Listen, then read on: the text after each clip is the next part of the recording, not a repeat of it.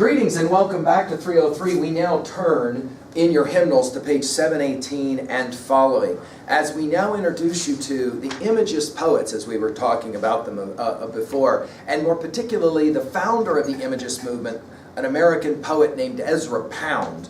Pound, if you want to Google him, very controversial right up until the end of his life, as a matter of fact. But his involvement in the Imagist movement will be really important.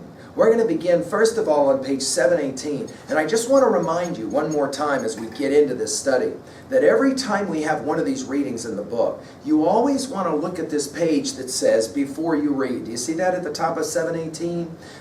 This is going to kind of set up your reading. And you always want to make sure that you read this page, but particularly you want to take notes at level 2B.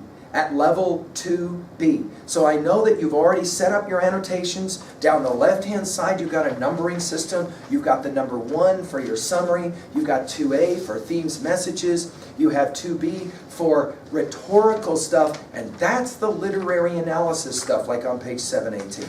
Then at level 3A, you're going to list comparative titles to other texts. And then finally at 3B, you're going to write a few lines to try to relate to yourself personally. So let's go ahead really quickly and take a look at the literary analysis information on 718. Imagism was a literary movement begun in the early 1900s by Ezra Pound and other poets. As the name suggests, Imagist poetry evokes emotion and sparks the imagination through the vivid presentation of, this is the key, limited number of images or words and phrases that appeal to the senses. The poem, In a Station of the Metro, the Ezra Pound offering we're going to look at, for example, presents just 2 images in only 2 lines and 14 well-chosen words. Okay. Now, comparing literary works, in his essay, A Few Don'ts, Ezra Pound describes the image as more than a simple word picture. An image, this is what he says, is that which presents an intellectual and emotional complex in an instant of time. For Pound, the image brings the reader a new way of seeing, on the physical level through the senses, on a higher levels through the emotions and the intellect. As you read these poems, think about which best achieve the effect of, quote, that sense of sudden growth, end quote, that Pound believed was the highest achievement of art. Now, I also want to point out, always good to look at this reading strategy, the idea here of engaging your senses. They even give you a little chart to kind of help you do that. And then, hey, do you see those 3 words at the bottom of 718, those vocabulary words? I can guarantee you that those words are going to end up on the examination at some point. So it makes sense to make sure you pay attention to those words, know their definitions in your notes, and then obviously anticipate seeing them when you turn to the reading. We're now going to turn to a little brief essay by Ezra Pound called A Few Don'ts. Okay, the background information at the top of 719 we'll read first. Ezra Pound was one of the leading figures in the Imagist movement. As the name suggests, Imagists concentrated on the focused presentation of images or word pictures. For example, Pound's original draft of In a Station of the Metro consisted of 30 lines. Pound whittled away at the poem until he arrived at a work of only 14 words of great precision and power. In this essay, Pound discusses his beliefs about what poetry should and should not be. Now, of course, some of what Pound's going to say here, we no longer believe about poetry. But a lot of what we do believe about poetry is rooted in some of the things that Pound is about to say. Let's now read and work at level 1 and obviously at level 2 as well.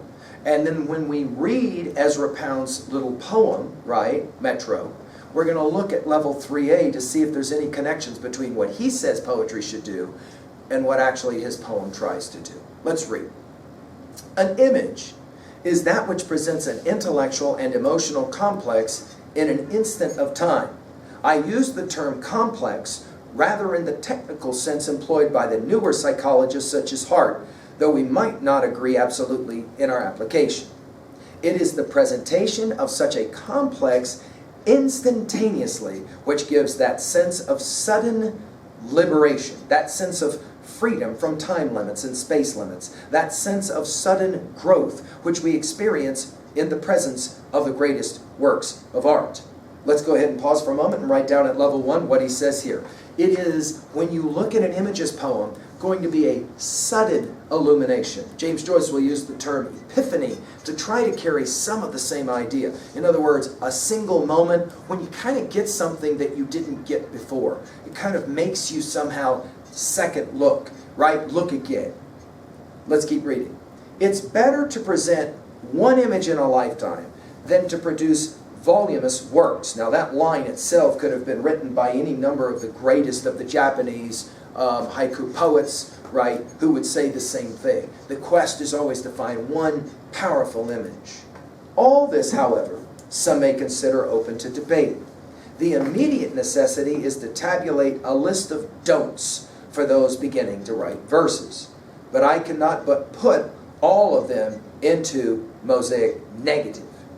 To begin with, consider the 3 propositions, not as dogma, never considered anything as dogma, but as the result of long contemplation, which, even if it is someone else's contemplation, may be worth consideration, right?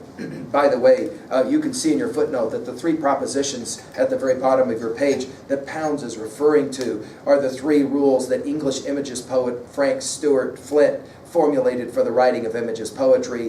1, direct treatment of the thing, either subjective or objective. 2, to use absolutely no word that does not contribute to the presentation. And finally 3, as regarding rhythm, to compose in sequence of the musical phrase, not in sequence of the monotone. Let's go ahead and keep going now.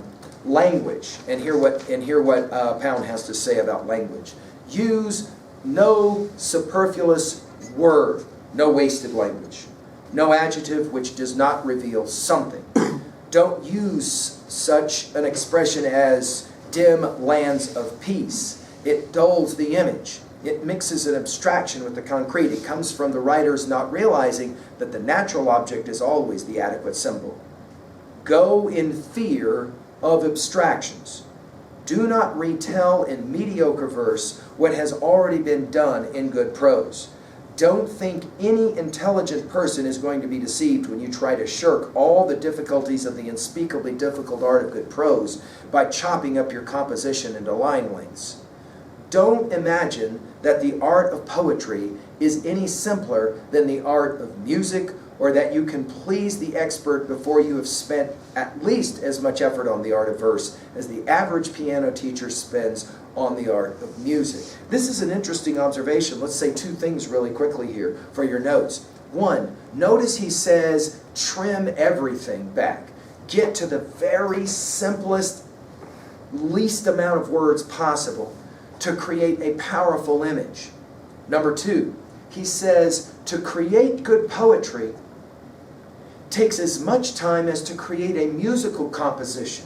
In other words, it may look like it only took Pound a couple of seconds to write the poem we're going to turn to in a second, but he's going to say, no. Actually, the poem started out as multiple lines, up to 30, and then he started trimming back words until he only got to 14 words that he needed for his famous poem. Let's hear what he has to say about rhythm and rhyme. I'm on page 720. Don't imagine that a thing will go in verse just because it's too dull to go in prose. Don't be viewy, is his word. Leave that to the writers of pretty little philosophic essays. Don't be descriptive. Remember that the painter can describe a landscape much better than you can, and that he has to know a deal more about it. By the way, you can pause here and put in your notes. This has often been reduced to the line, show, don't tell. Show, don't tell. In other words, instead of telling in your poetry something, try and just show it. Right? When Shakespeare talks of the, quote, dawn in russet mantle clad, end quote, he presents something which the painter does not present. There is in this line of his nothing that one can call description. He presents. Notice another observation. Don't chop your stuff into separate iams. Right? Don't make a small meter of beat. Don't make each line stop dead at the end and then begin every next line with a heave.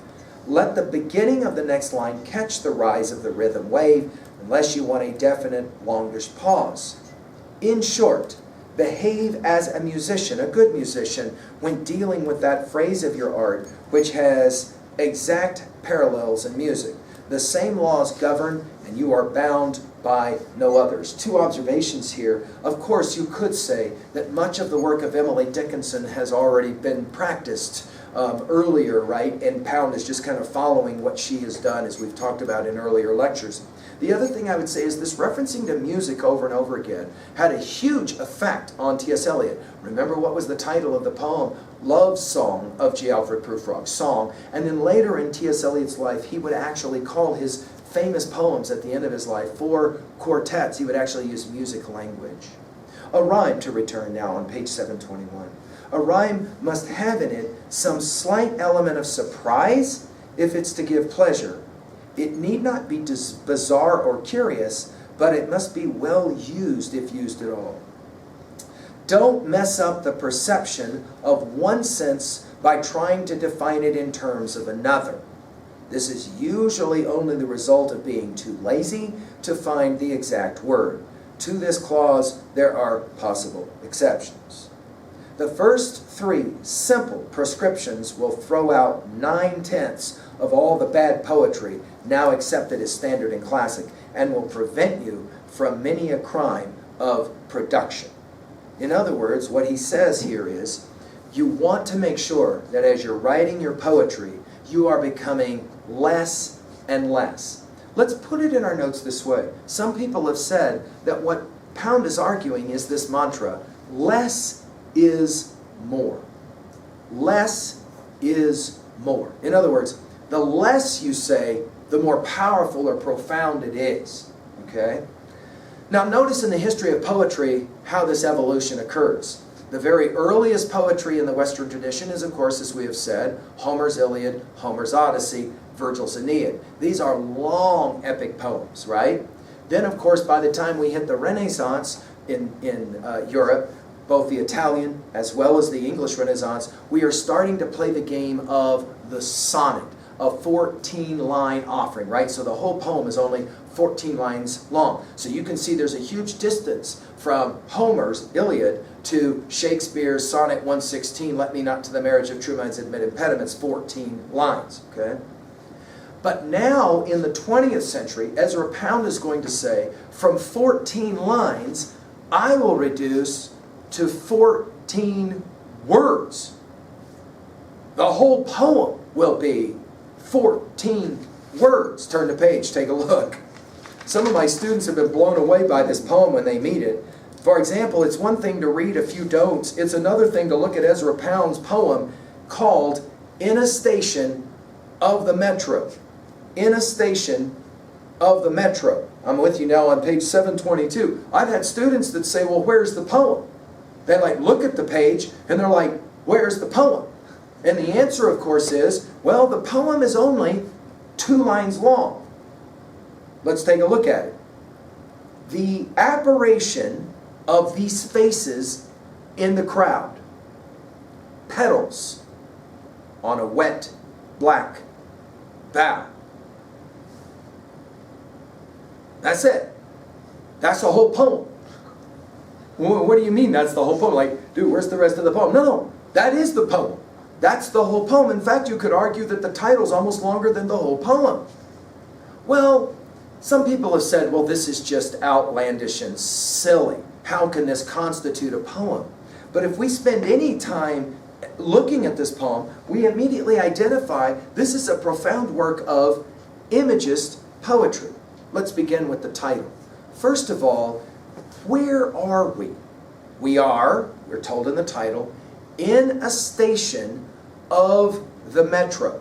In other words, we are in a subway station or train station, right? Well, then what is the image that Pound is playing with here? Namely, what is it? People waiting as a group to board the train or the subway, right? Pound, as the speaker of the poem, we can't necessarily say Pound. We can just say whoever is the speaker of this poem is really no speaker at all. but rather we have this image. It's almost like a photograph has been snapshotted, right? You guys do screenshots on your phone all the time, right? This kind of notion that you just take kind of an image, a real fast, quick image, right? That is going to kind of try to capture what it is that he's looking at. Well, in literal language, what is it that he's looking at? A bunch of people standing there waiting to get on the train. It might be early morning or late afternoon. People maybe are sleepy or tired, and they're all just kind of standing there in a big group waiting, right? And then he says, he tries to capture all of that in an image. But notice that the wording, it begins with the apparition, right? The apparition. So in other words, here he is looking at a whole bunch of people in Paris waiting to get on a subway, and they're all kind of standing there, and he calls them ghosts. Now today, he wouldn't call them ghosts, he'd call them zombies. Because we all know all about zombies. We are familiar in our culture. Zombies are a huge part of our culture, right? Everything from ambulatory corpses, right, Walking Dead, to all the games that we play that have zombies in them. What is significant about zombies? They always kind of carry a look like they're not fully there. They're only half alive, if alive at all, right? You got me? That's this term, apparitions or ghosts. Now, of course, if you know Shakespeare, you know that he loved this term apparition. It's actually what he calls the ghost at the beginning of Hamlet. He calls it an apparition. Notice the word these. How does this poem change for you if it's not the apparition of these faces, but rather the apparition of those faces? Jot down in your notes at level 2B how that one works for you. By the way, we're now just pointing out diction here, specific word. What's powerful about the apparition of these faces in the crowd? Where is he focusing? He's focusing primarily on what? All of the people standing there in the Paris station waiting to board the subway. He's focusing on their faces, right? He's looking at their faces. Then notice you have a semicolon at the end of the line. It's as if he's going to then describe for us what it is they look like. Only notice he does not use like or as to create the simile, right? A comparison using like or as. Rather, he just simply goes to another image. The people standing waiting for the subway, and more particularly their faces, which are like ghosts, apparitions, are like petals. Now this is not bike pedals, but rather this is petals as in leaves, right? On a wet, black bough. Bough is another word for tree. So let's pause for a moment and jot it down at level 1. What is it that he says people waiting for the subway, and more particularly their faces, look like? The image that he's trying to create is the image of leaves, wet leaves, on a tree that's black. Which means what? Probably what time of the day? Right, we're probably talking nighttime, right? In other words, the tree has had rain on it, the leaves have wet on them, and it's dark at night, and you just kind of turn and you look and you can see a little bit of that water glistening off the leaves. Now, pray tell, how can the faces of people standing at the subway waiting look like that? Well, the only way you can answer that question, watch, this is the power of this poem, is to call up in your mind two images. One, the image of leaves on a tree that are wet if you look at them at night, just glance at them. If you can't do that in your mind, this isn't going to work for you, because that's not an image you're familiar with. Likewise, if you've grown up, for example, in a place like Worland, you've never been on a subway. If all your life you've been on, here in Worland, so you're probably unfamiliar with the fact that you can put hundreds and hundreds of people all standing there waiting to board the subway, right? If you go to any major city where they have subways, you can see this, and everybody's kind of standing there, but where are their eyes? They're not normally looking at each other. Hey, how's it going? Great to... No. They're usually standing and just waiting, usually in silence. So notice all of the powerful, interesting senses that are listed here. What can you see? What can you taste? That's an interesting one. What does wet taste like? What can you hear? This poem gives the sense of silence, especially with the word apparition, which is a really interesting word, especially the way you pronounce it, right? Notice the rhythm, the apparition of these faces in the crowd, petals on a wet black bough. Notice that bough and crowd have a very similar kind of sound. Slant rhyme, they're very close in rhyme, not exact, kind of slanted, right? Okay. And notice that when you finish looking at the poem, your first instincts are to go, well, where's the poem? Where's the rest of it? And then you start dissecting it, and you go, oh, this is a compelling single image. It's like taking out your phone and seeing something go, and then looking at it later. Notice here we've joined two things together very simply. People standing waiting for the subway, and a tree, leaves that are wet in the nighttime. Now, what does this mean? Well, that's part of the Imagist project. Why does a poem have to necessarily mean anything? Well, what does this tell me that I'm supposed to believe? Why does it have to tell you something that you have to believe? Instead, let's just say it this way. It gives you a certain sense of feeling. The next time, watch and then we're done. The next time that you are at the subway and you see a bunch of people standing waiting to get on the subway, or you're at a ball game or whatever, you're watching a bunch of people filing in or whatever, where they're all kind of standing there, this poem comes to mind. The next time that you see a tree at night with wet leaves, this poem comes to mind immediately and joins the two things together. Interesting. Well, there you go. An introduction to Ezra Pound and his Imagist poetry. Thank you.